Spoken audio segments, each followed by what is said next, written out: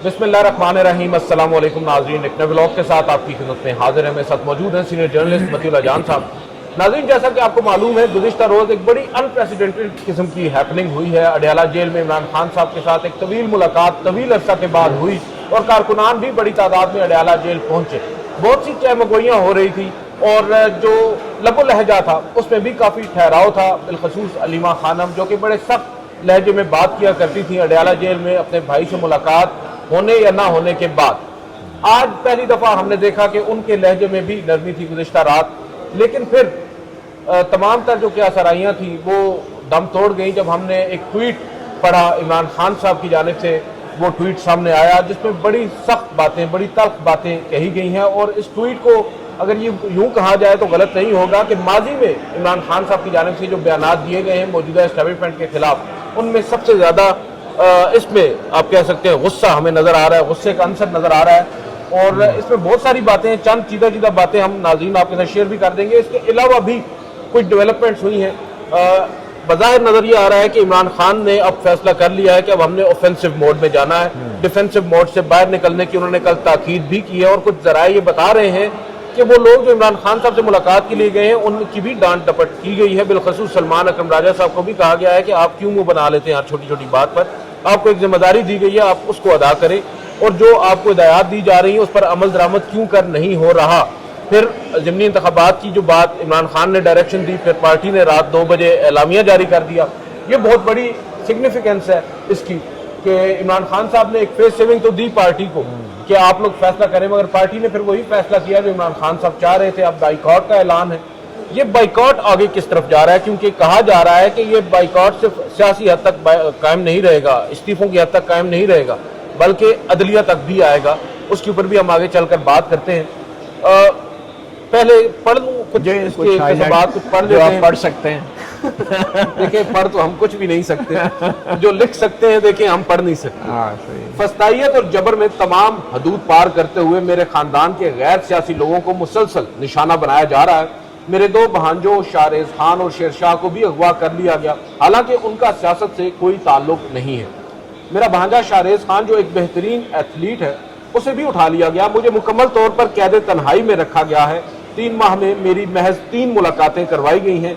मेरे वकला और अहले खाना तक से मुलाकात कई माह रोक दी जाती है। ये सब कुछ मुझ पर दबाव डालने के लिए किया जा रहा है। और फिर जो बुशरा बेगम है उनके हवाले से कहते हैं कि मेरे साथ साथ 8 माह से बुशरा बेगम को भी कैद तन्हाई में रखा गया है। ऐसा सलूक औरतों के साथ पाकिस्तान की तारीख में कभी नहीं किया। उन्होंने आमिर याया खान का भी यहाँ पर हवाला दिया कि उन्होंने भी ऐसा नहीं किया।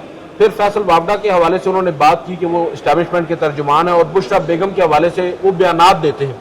आपको मालूम है आजकल इनका एक बयान चल रहा है जिसमें वो कह रहे हैं कि इमरान खान उनको तलाक देंगे तो ही उनकी बात बनेगी। अब ये इस तरह की हम गुफ्तगू सुनते हैं तो वो ये कहते हैं कि बयानात दिए कि मुझसे अलहदगी इख्तियार कर लेंगी। बुशरा बीवी पर दबाव डाला गया कि मुझसे अलहदगी इख्तियार कर लें, मगर वो मेरे साथ खड़ी रहीं।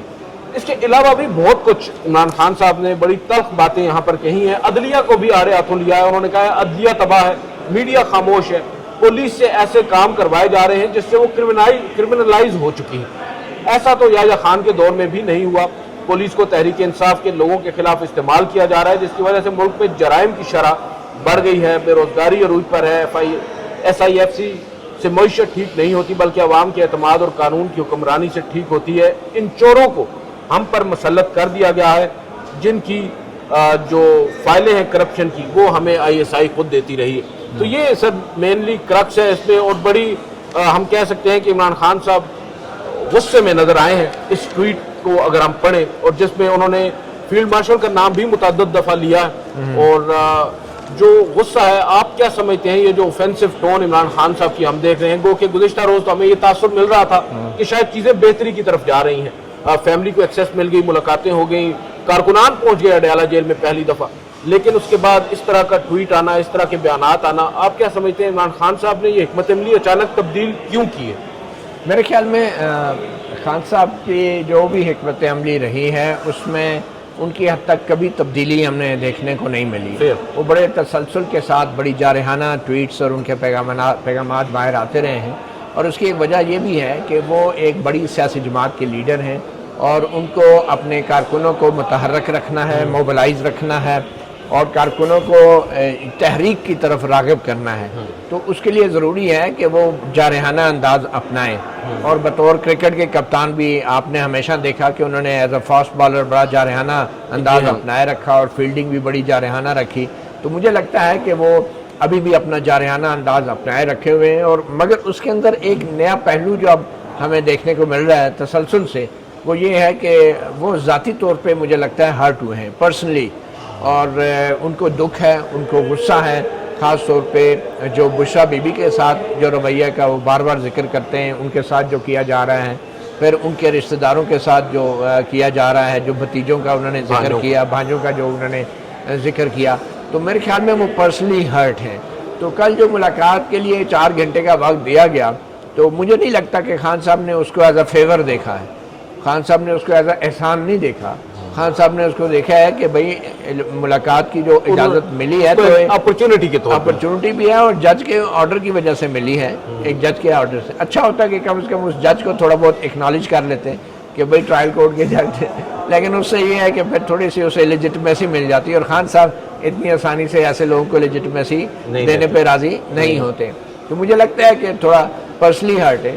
اور دوسرا اب جو ضمنی انتخابات ہیں، اب دیکھیں نا، ضمنی انتخابات میں ایک بڑا فیصلہ کیا ہے ان کی پارٹی نے کہ وہ ضمنی انتخابات میں حصہ نہیں لیں گے. تو اس کے لیے بھی ضروری ہے کہ خان صاحب اپنی جارحانہ ٹویٹس کے ذریعے غصہ عوام میں بھی پیدا کریں، اس کو برقرار رکھیں، تاکہ ضمنی انتخابات کے دن بڑی تعداد میں لوگ اپنے گھروں سے ووٹ ڈالنے کے لیے نکلیں. یہ وہی بات ہے جو کل بھی ہم نے بات کی تھی. تو میرے خیال میں وہ ایک غصہ جو ہے نا اپنے تحریک کے اندر اور نوجوانوں کے اندر برقرار رکھنے کے لیے یہ جارحانہ انداز جو ہے وہ بڑا ضروری ہے.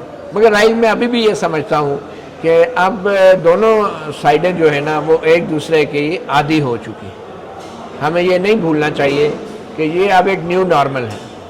خان صاحب کی جو جارحانہ ٹویٹس ہیں یہ اب نیو نارمل ہے، جس میں وہ فیلڈ مارشل کا بار بار نام بھی لیتے ہیں، اور ان ٹویٹس میں بھی انہوں نے بار بار نام لیا. یہ نیو نارمل ہے. اور دوسری طرف سے مجھے لگتا ہے کہ خان صاحب بھی اب عادی ہوتے جا رہے ہیں کہ جو ان کی اور ان کی پارٹی کے ساتھ ہو رہا ہے وہ بھی نیو نارمل ہے. تو دونوں نے ایک پیرٹی رکھی ہوئی ہے، اور اب جو کچھ بھی ہوگا اسی نیو نارمل کے اندر ہی ہوگا. یعنی کوئی انڈرسٹینڈنگ بھی اگر ہوگی یا کوئی بات چیت بھی ہوگی تو اسی نیو نارمل کے ساتھ ہوگی. مگر یہ وہ گانا ہے جس کے سکیلز اب ہائی ہوں گے. مگر ایک بات حکومت کے لیے بڑی پریشان کن ہونی چاہیے کہ حکومت کا مقابلہ یا اسٹیبلشمنٹ کا مقابلہ صرف خان صاحب سے ہے، اور جبکہ حکومت کو دوسرے محاذوں پہ بھی انٹرنیشنلی بھی مطمئن رکھنا حکومت کے لیے ضروری ہے. جیسے میں نے کل ذکر بھی کیا تھا کہ ایک تو وہ جی ایس پی پلس کا جو سینئر عہدیداران ہیں انہوں نے کہا ہے کہ انسانی حقوق کی صورتحال حوصلہ افزا نہیں ہے. تو اگر وہ خان صاحب کی ٹویٹس کو برداشت نہیں کرتے یا اس پہ صبر نہیں کرتے، اور جی ایس پی پلس کی خاطر، انٹرنیشنل امیج کی خاطر اپنی پالیسیوں میں تھوڑی نرمی اگر حکومت نہیں برتتی، تو اس سے نقصان خود حکومت کا ہوگا. تو میرے خیال میں اب اس نیو نارمل کو تسلیم کرتے ہوئے حکومت کو مزید لچک دکھانی ہوگی. اور خاص طور پہ کل جو کچھ ہوا، دیکھیں کارکن اڈیالہ جیل کے باہر گئے، کوئی قیامت نہیں آ گئی، کوئی آفت نہیں آ گئی. وہ گئے، انہوں نے تھوڑی بہت نعرہ بازی کی اور واپس آ گئے. قیامت تو آ گئی ہے. اور پھر 4 گھنٹے پاکستان تحریک انصاف کے وہ لوگ جن کا مورال بڑا ڈاؤن تھا، جو گھروں سے باہر نکلنے سے پریشان تھے، کیونکہ آپ کو معلوم ہے یہاں 26 نومبر ہو چکا ہے، بہت کچھ ہو چکا ہے، ان کے لیے ایک بڑی اچھی ایک حوصلہ مند یہ ایکٹیویٹی تھی کل جو کارکنان وہاں پر پہنچے ہیں. تو یہ حکومت یا اسٹیبلشمنٹ کے تو فیور میں نہیں جاتا. نہیں دیکھیں، لیکن ان کو آنے بھی تو دیا گیا نا. اگر پولیس چاہتی تو پہلے کی طرح ڈنڈے مار کے ان کو اڈیالہ جیل کے قریب بھی نہ آنے دیتی. لیکن آج سماعت بھی مؤخر ہوگی، کل نہیں ڈالیں گے. شاید یہ آج جو سماعت مؤخر ہوئی ہے یہ شاید خان صاحب کی اس ٹویٹ کا رد عمل ہے. کیونکہ وہ ٹائم ابھی ہو رہا تھا ڈسکس کہ جب وکیل صاحب کو رات کو بتایا گیا تو اس سے پہلے سیاسی کمیٹی کا اعلامیہ نہیں آیا تھا، لیکن عمران خان صاحب کا ٹویٹ آ گیا. تو اب صورتحال یہ ہے کہ یہ اس کا رد عمل ضرور ہو سکتا ہے، لیکن اس سے کیا ثابت ہوگا؟ اس سے آپ یہ ثابت کر رہے ہیں کہ خان صاحب کی ٹویٹ کے رد عمل کے طور پہ عدالتیں بھی غصہ کرتی ہیں، عدالتیں بھی خان صاحب کے پیغامات کی بنیاد پہ آگے چلتی ہیں، عدالتیں بھی جو ہیں حکومت کے کنٹرول میں ہیں، ججز کا اپنا کوئی اختیار نہیں ہے. صرف اس لیے کہ خان صاحب نے کوئی سخت ٹویٹ کی ہے تو ان کو اب تاریخی آج کی ہیئرنگ جو ہے وہ منسوخ کر دی ہے. تو یہ ایک بڑا منفی اور نیگیٹو ایک قسم کا تاثر پوری دنیا کو آپ دے رہے ہیں، اور وہ خان صاحب کے اس خدشات کو، ان الزامات کو یہ چیز مزید تقویت دیتی ہے کہ یہ عدالتیں جو ہیں وہ آزاد نہیں ہیں۔ آپ نے یہ آخری پیراگراف میرے خیال میں اس ٹویٹ کا جو عمران خان صاحب نے لکھی تھی اس کا نہیں پڑھا تھا، جس میں وہ کہہ رہے ہیں کہ جب ڈکٹیٹرشپ آتی ہے ججز کو ساتھ ملا کے نظام پر قابض ہوتی ہے۔ اس وقت بے ضمیر ججز کی وجہ سے پاکستان میں قانون کی حکمرانی مکمل طور پہ ختم ہو چکی ہے۔ 26ویں یعنی ترمیم کے بعد عدلیہ بالکل ہی غلام بن چکی ہے۔ بے ضمیر ججز انسانی حقوق کی پامالی کے خلاف ایکشن نہیں لے رہے۔ اگر ہمارے ججز ضمیر کے ساتھ کام کرتے، پاکستان کے لوگوں کو انصاف دیتے، ان کو خوف ہوتا کہ یوم محشر اللہ کو حساب دینا ہے، تو یہ جو ظلم ہو رہا ہے یہ کبھی نہ ہوتا۔ اس ظلم و ناانصافی میں یہ بے ضمیر جج برابر کے مجرم ہیں۔ اب جو آج سماعت ملتوی ہوئی ہے، جو ٹرائل کورٹ کی کارروائی ملتوی ہوئی ہے، اس سے تو یہ الزامات ثابت ہوتے ہیں کہ یہ عدالتیں جو ہیں وہ ٹویٹیں پڑھ کے فیصلے کرتی ہیں، وہ سوشل میڈیا پڑھ کے، اخبار میں چھپے ہوئے سیاستدانوں کے، ملزمان کے بیانات پڑھ کے اپنی کارروائی کا تعین کرتی ہیں۔ اس سے تو یہ چیزیں ثابت ہو رہی ہیں۔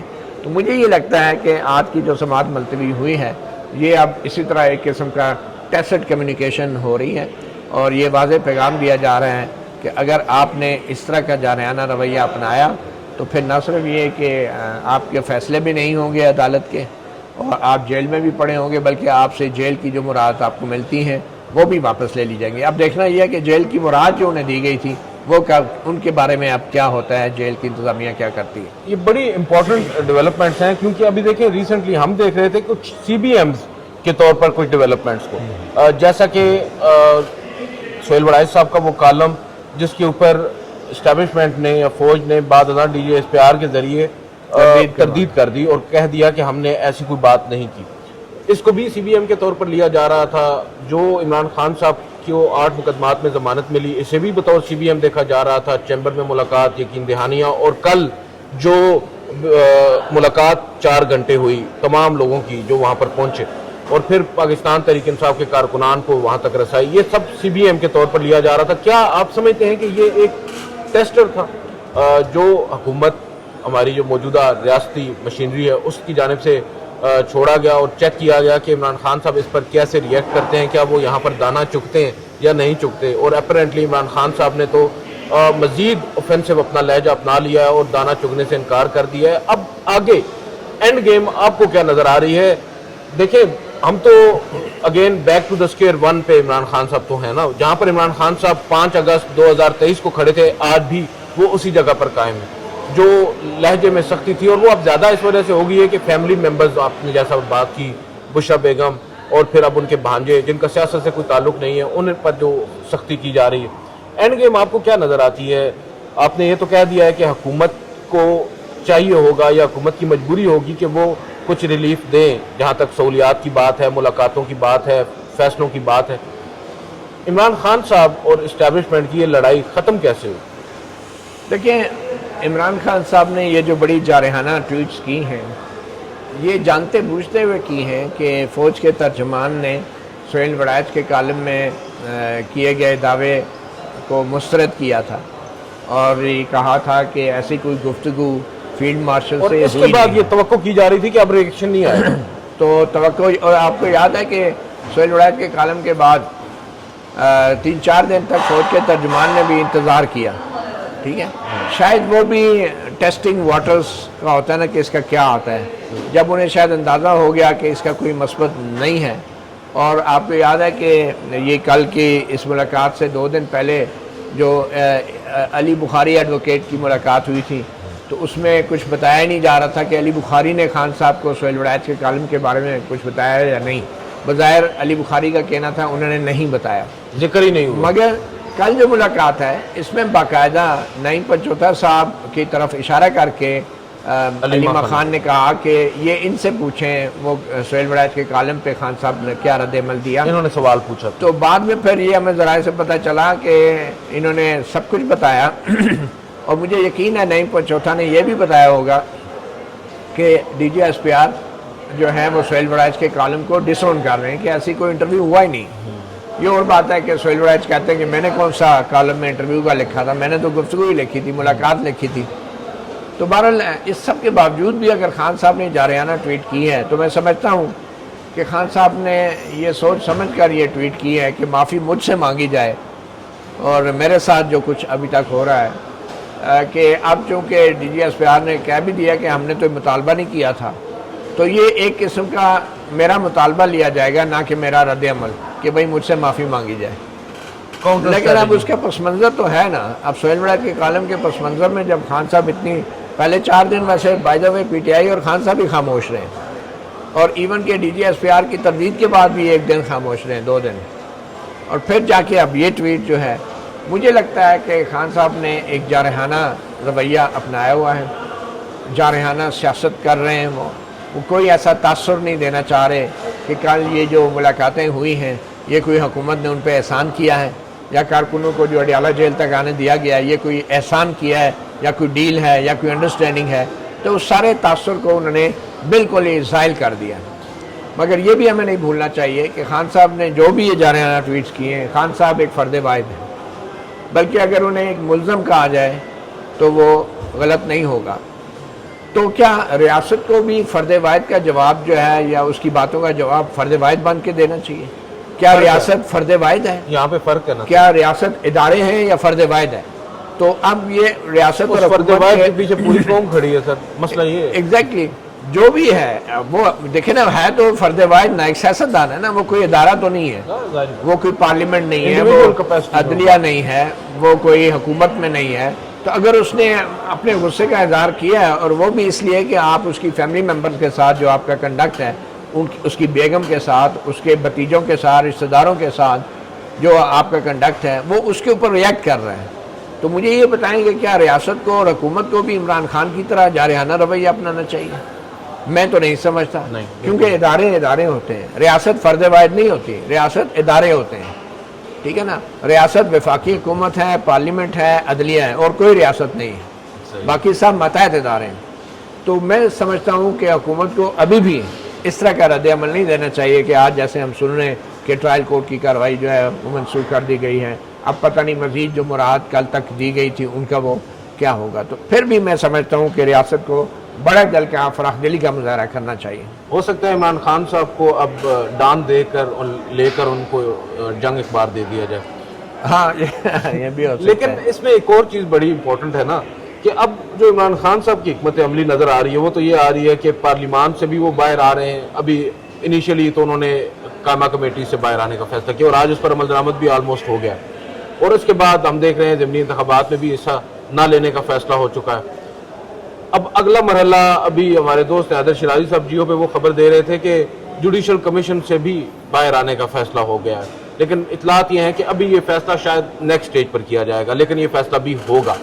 تو کیا عمران خان صاحب اب سسٹم کے اندر رہنا نہیں چاہ رہے اور یہ سسٹم کو ایکسپوز کرنا چاہ رہے ہیں؟ کیونکہ ضمنی انتخابات کی جو پالیسی ہے وہ تو بڑی ہمیں نظر آتی ہے کہ کامیاب بھی ہو سکتی ہے جب ٹرن آؤٹ ہی نہیں ہوگا، اور یہ حکومت اس کی جو آپ کہہ سکتے ہیں کریڈیبلٹی ہے وہ اپنے آپ ختم ہو جائے گی جتنی بھی ہے. جب آپ انتخابات میں ایک سب سے بڑی سیاسی جماعت حصہ نہیں لے گی، اور جو وہ دعویٰ کرتے ہیں بڑی تعداد میں لوگ ان کے ساتھ آتے ہیں، اگر وہ لوگ گھروں سے ہی باہر نہ نکلیں، چند لوگ اگر ووٹ دینے، ضمنی انتخابات میں ویسے بھی ٹرن آؤٹ کم ہوتا ہے، تو یہ پوری دنیا میں بڑا ایک نیگیٹو پیغام تو جائے گا. میرے خیال میں ضمنی انتخابات تو مجھے لگتا ہے کہ الیکشن کمیشن کو مختلف وجوہات کی بنا پہ منسوخ کرنے پڑیں گے، چاہے آپ اسے جو موسمیاتی صورتحال یا ایمرجنسی کہہ لیں، چاہے آپ اسے امن و امان کی صورتحال کہہ لیں. عام انتخابات جہاں پر منسوخ ہو گئے، وہ دو قومی اسمبلیوں کے حلقے ہیں، ایک صوبائی اسمبلی کا حلقہ ہے، باقی جو بھی ہیں. مجھے لگتا ہے کہ ضمنی انتخابات نہ کرانے میں حکومت کی تھوڑی بہت جو فیس سیونگ ہو جائے گی. سیلاب بھی ہے نا، سیلاب بھی اور جو بھی ہیں. دوسری بات یہ ہے کہ جو خان صاحب اب اسٹینڈنگ کمیٹیوں سے اپنے اراکین اسمبلی کو نکال رہے ہیں، تو یہ ایک سٹیپ وائز ایک قسم کا میسج ہے حکومت کو، طاقتور اداروں کو، کہ پھر یہ ہم اس طرف جا رہے ہیں، آپ کے پاس سوچنے کا وقت ہے، لیکن ہم نے اپنا شیڈول بنا لیا ہے. اب دیکھیں نا، جو 9 مئی کے 8 مقدمات میں سپریم کورٹ سے ضمانت ہوئی ہے، اس کے بعد ایک رہ گیا ہے وہ القادر ٹرسٹ کیس اسلام آباد ہائی کورٹ میں، اس کی سزا کی معطلی.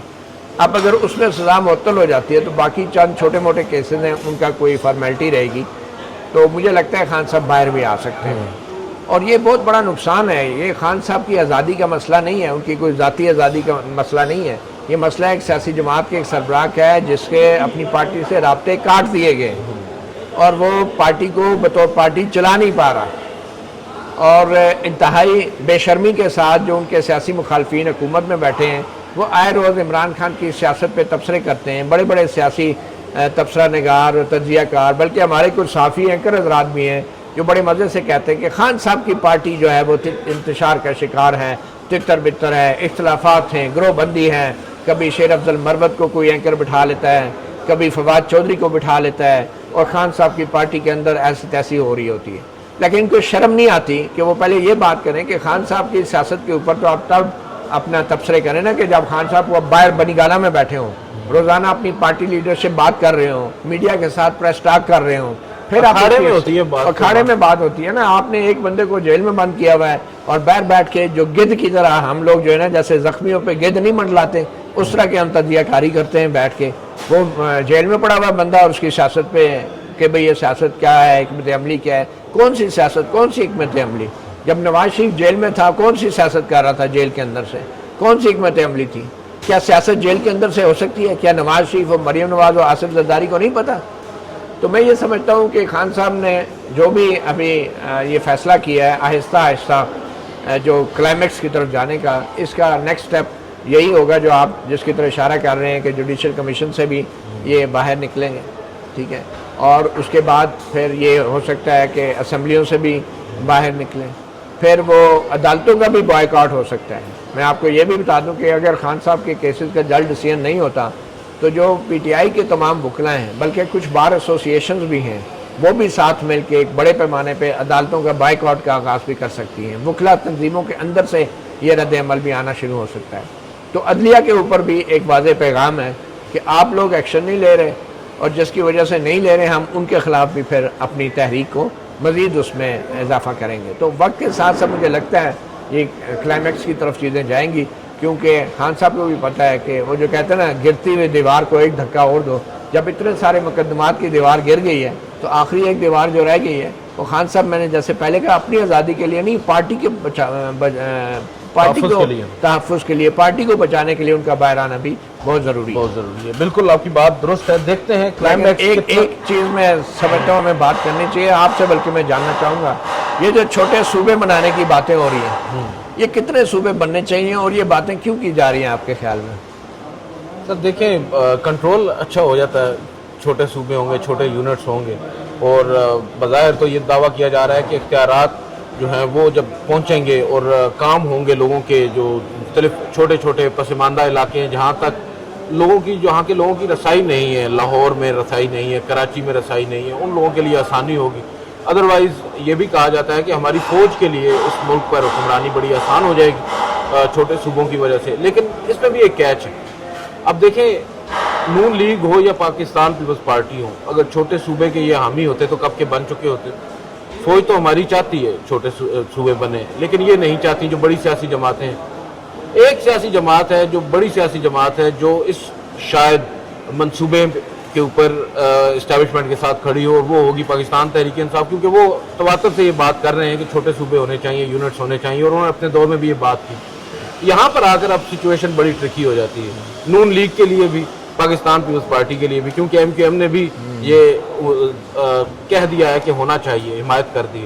تو اس پر آپ کیا سمجھتے ہیں, یہاں پر کیا ہوگا؟ دیکھیے میرے خیال میں جب نیت ٹھیک نہ ہونا تو پھر اچھے سے اچھا منصوبہ بھی جو ہے وہ ناکام ہوتا ہے. اب دیکھیں, چھوٹے صوبے آئینی جو کچھ بھی ہوگا اس ملک میں آئین کے تحت ہونا چاہیے. جمہوریت ہوگی تو آئین میں ترمیم ہوگی. اگر 26ویں آئینی ترمیم کی طرح ترمیمیں کر کے چھوٹے صوبے بنائیں گے تو خدا نہ خواستہ وہ چھوٹے صوبے نہیں چھوٹے ملک بن سکتے ہیں. اگر آمریت, اب دیکھیں نا فیلڈ مارشل ایوب خان نے کیا کیا تھا. فیلڈ مارشل ایوب خان نے بڑی سیاسی جماعتوں کو اور سیاستدانوں کو کنارے لگانے کے لیے انہوں نے جو ہے بیسک ڈیموکریٹ کا کنسیپٹ دیا. انہوں نے نیچے لوکل باڈیز کو نئی بنائی اور اپنے مطلب کے لوگوں کو, چند ہزار کونسلروں کو اور جو چیئرمین یونین کونسلر تھے ان کو خرید کے ان سے ووٹ لے کے صدر بن گئے. اچھا, چھوٹے صوبوں کا بھی کانسیپٹ یہ ہے کہ زیادہ صوبے ہوں گے, زیادہ گورنر کی وزارت اعلیٰ کی نوکریاں ہوں گی, زیادہ اسمبلیاں ہوں گی، زیادہ عیاشیاں ہوں گی، زیادہ مراعات ہوں گی، تو یہ بہت سے سیاستدان بھی اور بہت سے تجزیہ کار بھی جو ہیں وہ سمجھتے ہیں کہ چھوٹے صوبے بنیں گے تو زیادہ عہدے، زیادہ نوکریاں نکلیں گی ان جیسے تجزیہ کاروں کے لیے بھی اور سیاستدانوں کے لیے بھی۔ ویسے آپ کو کیا لگتا ہے کتنے یونٹس ہوں گے؟ میرے خیال میں یونٹس کتنے ہونے چاہیے؟ ہمیں تو یہ لگتا ہے کہ جتنے ہمارے ماشاءاللہ سے کور کمانڈر ہیں، اگر اتنے چھوٹے صوبے بنا دیے جائیں تو اور بھی آسانی ہو جائے گی، کیونکہ ابھی بھی ہم دیکھتے ہیں کہ جو کسی زمانے میں ہم نام لیتے تھے 12 کور، 10 کور، 11 کور، اب ہم نے نام لینا شروع کر دیا corps commander Peshawar, Karachi, corps commander Quetta, corps commander, مطلب ہم نے شہروں کو اس کور کے ساتھ اٹیچ کر دیا، حالانکہ ایسا ہونا نہیں چاہیے۔ تو میں یہ سمجھتا ہوں کہ یہ جتنے صوبے بنیں گے ان میں اگر جہاں جہاں کور کمانڈرز ہوں گے تو ظاہری بات ہے ان کا ایک کنٹرول ہوگا، ایک انفلوئنس ہوگا۔ تو مجھے تو یہ معاملات اسی طرف جاتے دکھائی دے رہے ہیں کہ بھئی یہ چھوٹے صوبے بنا کے زیادہ مراعات دے کے سیاستدانوں کو زیادہ راغب کر کے تو ان کو ساتھ ملا کے پورا سسٹم جو ہے، مگر یہ سسٹم آئینی طریقے سے اور جمہوری طریقے سے ہونا ناممکن ہے، ٹھیک ہے، اور اب کوئی مارشل لا لگے تو پھر یہ چھوٹے صوبے بن سکتے ہیں، ادروائز تو مجھے نہیں لگتا کہ چھوٹے صوبے اتنی آسانی سے بن سکتے ہیں۔ ہم جو ہیں ابھی 4 صوبوں کو نہیں سنبھال پا رہے، ان 4 صوبوں کو حق نہیں دیتے، NFC میں حق نہیں دیتے، ان کے جو ایریئرز ہیں ان کو نہیں دیتے، تو ہم 12، 13 یا 14 صوبوں کو کہاں سے الگ الگ ان کا NFC بنا کے جو ہے ان کا حق دیں گے۔ پھر آپ دیکھ لیں ہائی کورٹس بنے گی، ہر صوبے کی ایک ہائی کورٹ بنے گی، اس میں نئی نوکریاں نکلیں گی، بڑی تعداد میں وکلا اور ججز حضرات بھی شاید اس کو سپورٹ کرنا شروع ہو جائیں۔ تو جب بھی آمریت کے دور میں ڈیولوشن کی بات کی گئی ہے، اس کا مقصد صرف اور صرف یہ ہوتا ہے کہ آمریت کو اس کی جڑیں مضبوط کی جائیں اور زیادہ سے زیادہ لوگوں کو جو ہے مراعات کا فیسیلیٹیٹ کیا جائے، اکوموڈیٹ کیا جائے، ان کے لیے نوکریاں نکالی جائیں اور ان کو پروٹوکال دیے جائیں۔ تو بہت سارے لوگ جو ہیں ان چیزوں کے پیچھے اپنے نظریات اور سوچ اور فیصلوں کو بھی بدل لیتے ہیں۔ چلیں بہرحال دیکھتے ہیں کیا ہوتا ہے۔ آج کے ولاگ سے اتنا ہی، مجھے مسیح جان صاحب کو اجازت دیجیے، اللہ حافظ۔ اللہ حافظ۔